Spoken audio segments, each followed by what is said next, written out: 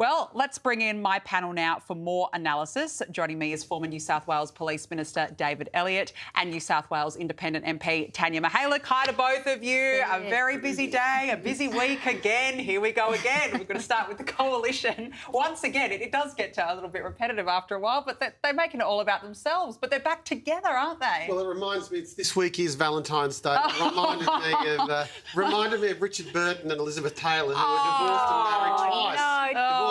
But I have to hasten to add they ended up getting divorced again and one of them became an alcoholic. So, no, well, we're probably heading down this way. We don't know. I don't know how it's going to work.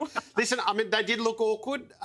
Unfortunately, it's just going to feed the vote into One Nation, I think, because it'll spook Conservatives. Conservatives are, by virtue of their political ideology, conservative, and they don't like to see change. They don't like to see unnecessary change.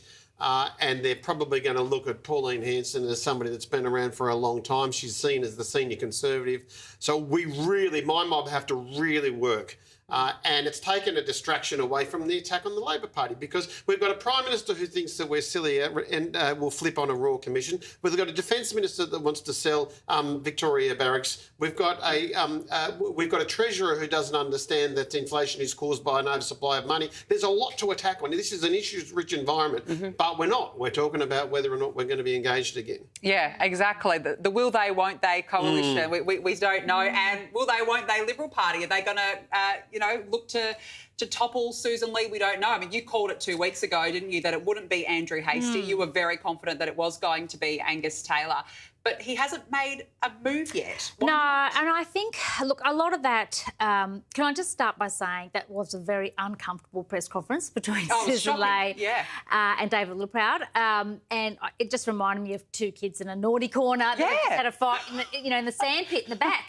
So I think they were forced in that. I think that was terrible. Whoever the PR people are, they should have had them out and about, maybe chatting with ordinary punters out there and smiling and being friendly. This looked very staged and very painful.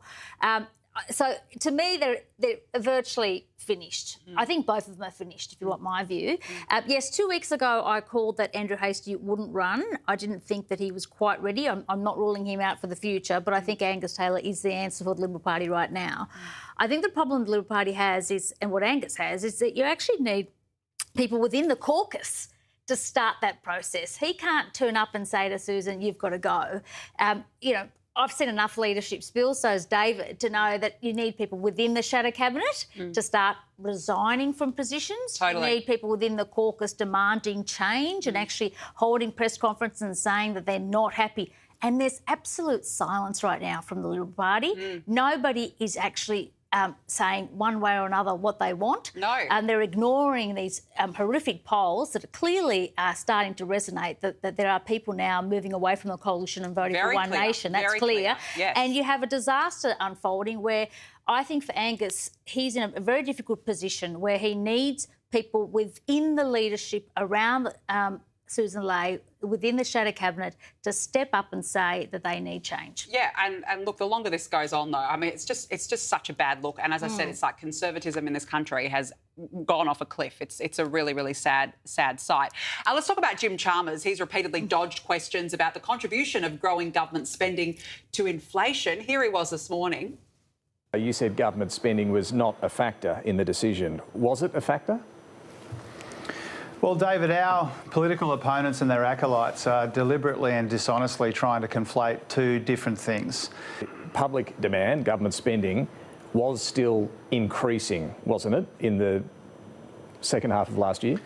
No, public demand growth last year was slowing. It was less than a third of what it was the year before. Public demand growth, but public spending, government spending, was growing. Well, in both of our budget updates, David, we actually improved the budget. I'm not sure how many more warnings the Treasurer needs, David. It's quite simple. Spending, inflation, it correlates one with each other.